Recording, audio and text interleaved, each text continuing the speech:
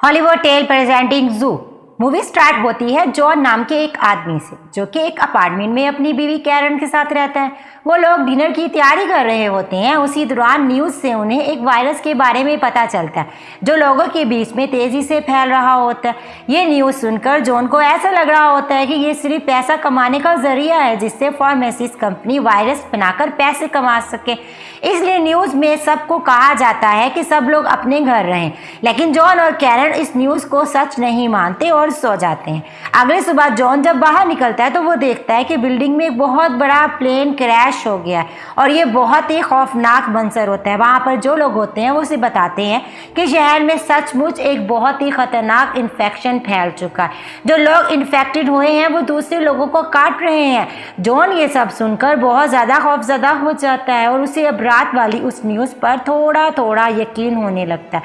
फिर जॉन जब घर आता है तो अपनी बीवी को सब कुछ बताता है, मगर कैरन उसकी बातों पर यकीन नहीं करती। मगर कैरन जब विंडो से नीचे देखती है तो वहाँ पर दो लोग एक आदमी को बुरी तरह से खा रहे होते हैं। कैरन का दिल दहल जाता है क्योंकि ये मंजर वाकई में बहुत खौफनाक था। अब उन दोनों को समझ आ चुकी थी कि शहर में इन्फेक्शन फैलने की वजह से उन दोनों को अपने घर में रहना पड़ेगा।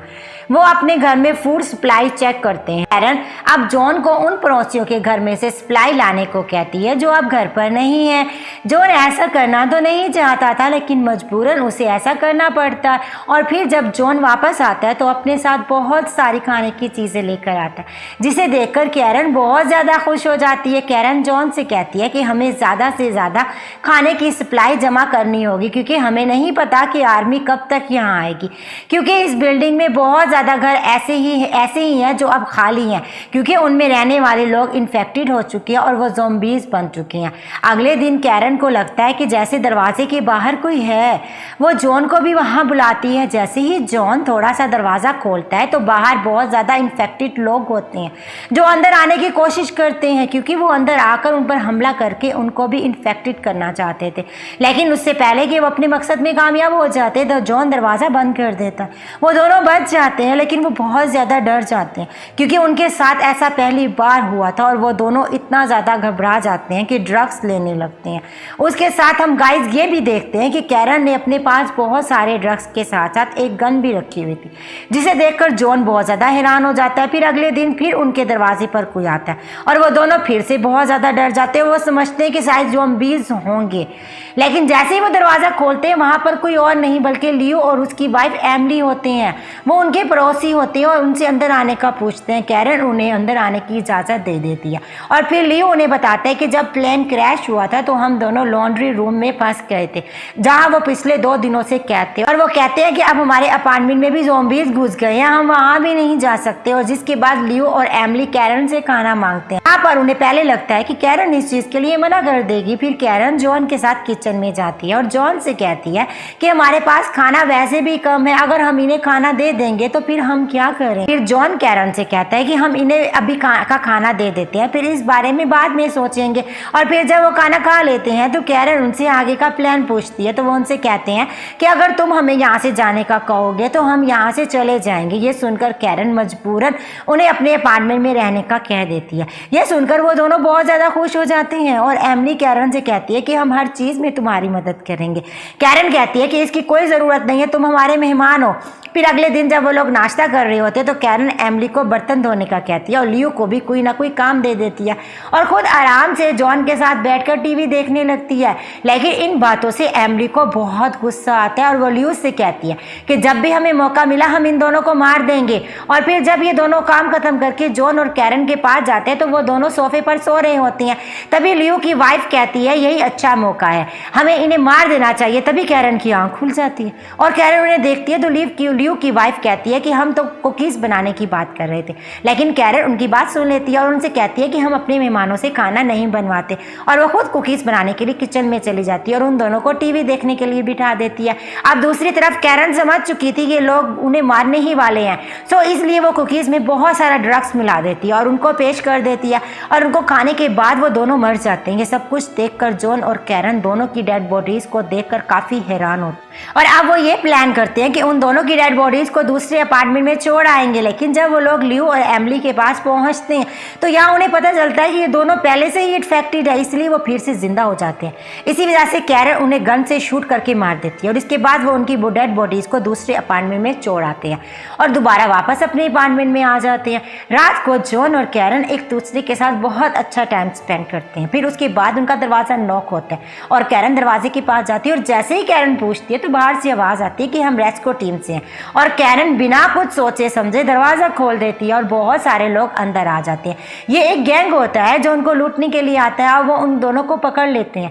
गैंग का जो लीडर होता है वो उन दोनों से कहता है कि इस बिल्डिंग से हर कोई जा चुका है, सिर्फ तुम लोग ही बचे हो। इसका मतलब ये है कि तुम्हारे पास यहाँ पर कुछ ना कुछ तो कीमती है। और जॉन कहता है कि मेरी सबसे कीमती चीज़ मेरी बीवी है। जॉन की ये बात सुनते ही गैंग का लीडर कैरन को अपने साथ कमरे में ले जाता है, उसके साथ ज़बरदस्ती करने की कोशिश करता है। लेकिन जब उसका ध्यान भटक जाता है तो कैरन एक चाकू से उसके गले पर बार बार वार करती है और वो वहीं पर मर जाता है। उसकी चीखें सुनकर वहाँ पर बाकी लोग भी आ जाते हैं जो अपने लीडर की ऐसी हालत देखकर काफ़ी परेशान हो जाते हैं। इससे पहले कि वो कुछ करते वहाँ पर जॉन आ जाता है और गन से शूट करके उन्हें मार देता है और फिर जॉन और कैरन दोनों इन गैंग की डेड बॉडीज़ को अपार्टमेंट के बाहर रख देते हैं और फिर वहाँ पर उन्हें एहसास होता है कि इस बिल्डिंग में अब सिर्फ वो दोनों ही बचे हैं, क्योंकि बाकी लोग या तो यहाँ से जा चुके हैं या फिर इन्फेक्टेड होकर मारे गए हैं। उन्हें कुछ भी समझ नहीं आ रहा होता कि अब क्या करें। तभी उन्हें हेलीकॉप्टर की आवाज़ आती है और ये समझ जाते हैं कि रेस्क्यू टीम यहाँ पर आ चुकी है और ये विंडो के पास जाते हैं और ज़ोर ज़ोर से आवाज़ें लगाते हैं, मगर इतनी दूर से उनकी आवाज़ें कोई नहीं सुन पाता और ना ही कोई उन्हें देख सकता है। इसलिए अब ये फैसला करते हैं कि उन्हें यहाँ से बाहर निकलना होगा, तभी ये उस जगह से निकल सकते हैं। मगर जैसे ही दरवाज़ा खोलते हैं तो बाहर बहुत सारे ज़ॉम्बीज़ होते हैं जो उन पर हमला कर देते हैं। तो ना चाहते हुए भी उन्हें दरवाज़ा बंद करना पड़ता है। वो सोचते हैं कि उनका बाहर जाना नामुमकिन है और अब उनका खाना भी ख़त्म होने वाला है, इसलिए वो दोनों बहुत ज़्यादा परेशान हो जाते हैं और अगले दिन वो बड़ी मुश्किल से बाहर निकलने का प्लान बनाते हैं और ज़ॉम्बीज़ का सामना करके वहाँ से निकल रहे होते हैं। मगर थोड़ी देर बाद उन्हें वापस अपने अपार्टमेंट में आना ही पड़ता है क्योंकि बाहर के हालात बहुत ख़राब थे। बहुत ज़्यादा ज़ॉम्बीज़ बाहर घूम रहे थे। फिर हमें पता चलता है कि जब कैरन और जॉन ज़ॉम्बीज़ का सामना कर रहे थे तो ज़ॉम्बीज़ ने उन पर अटैक कर दिया था, इसी वजह से कैरन जख्मी हो गई थी। लेकिन जॉन उसे समझाता है कि सब ठीक हो जाएगा, जल्दी यहाँ पर रेस्क्यू टीम आएगी और मुझे पूरा यकीन है कि उनके पास कोई ना कोई वैक्सीन तो ज़रूर होगी, इसलिए तुम्हें उनके आने तक इंतज़ार करना होगा। और फिर हम देखते हैं कि रात को जॉन सो जाता है, मगर कैरन को नींद नहीं आ रही थी। उसे बहुत ज़्यादा भूख लग रही होती है और साथ ही साथ उसे बहुत ही अजीब से विजन्स आ रहे होते हैं और अब वो दरवाजे की तरफ बगड़ती है। मगर इससे पहले कि वो दरवाज़ा खोलती जॉन भी जाग जाता है और वो कैरन से पूछता है कि तुम कहाँ जा रही हो। तो कैरन कहती है कि मुझे नहीं पता, मेरे अंदर अजीब अजीब से बदलाव हो रहे हैं, मुझे अजीब अजीब से विजन्स आ रहे हैं, जबकि मैंने खाना खाया मगर मेरी भूख ही नहीं मिट रही। अब जॉन समझ जाता है और अपना हाथ काट कर खून निकालता है और उसे पीने के लिए कहता है। पहले तो कैरन उसे पीने से मना कर देती है, लेकिन जैसे ही वो खून पीती है तो उसे पता चलता है कि इस खून से उसकी भूख मिट रही है। लेकिन वो जॉन को ऐसा करने से मना कर देती है, लेकिन जॉन उसे समझाता है कि बस कुछ दिनों की बात है और ये मेरी चॉइस है कि तुम मेरे साथ रहो, कि जब भी रेस्क्यू टीम आए तुम्हें वैक्सीन देके पूरी तरह से ठीक कर दी, मैं तुम्हें खोना नहीं चाहता। तो कैरन जॉन से कहती है कि तुम अपने जख्म को ढक लो क्योंकि इसकी खुशबू मुझे तुम्हारी तरफ अट्रैक्ट कर रही है। जॉन ऐसा ही करता है और फिर वो दोनों के दोनों फ्यूचर प्लानिंग शुरू कर देते हैं कि जल्दी यहाँ पर रेस्क्यू टीम आएगी और कैरन ठीक हो जाएगी और फिर हमारा परिवार बढ़ेगा और हमें एक बड़े घर की ज़रूरत पड़ेगी।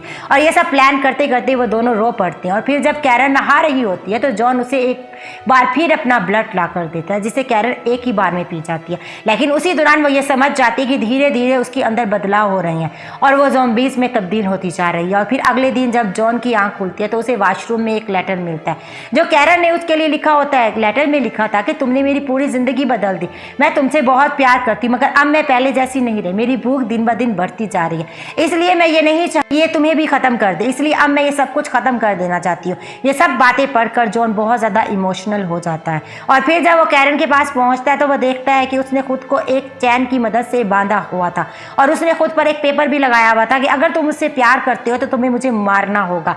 ये सब देखकर जॉन बहुत ज़्यादा इमोशनल हो जाता है और कैरन से कहता है कि मैंने तुमसे बहुत प्यार किया, मैं तुम्हें कभी भुला नहीं पाऊंगा, तुमने हमेशा मुझसे बहुत प्यार किया, मैं नहीं जानता कि आगे मुझे क्या करना चाहिए। चाहिए।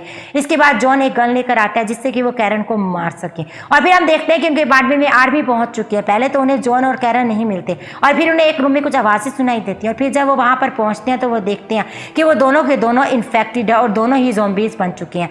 यहाँ पर एक अजीब बात ये थी कि उन दोनों का हाथ टेप से बंधा हुआ था ताकि वो लोग अलग ना हो सके। उन्हें देखकर वो लोग बहुत ज़्यादा इमोशनल हो जाते हैं और कहते हैं कि एक सच्चा प्यार है, लेकिन हम यहाँ पर कुछ नहीं कर सकते, हमें इन दोनों को अब मारना होगा। फिर उसी के साथ ही वो लोग वहाँ से चले जाते हैं और उसी के साथ ही मूवी का एंड हो जाता है।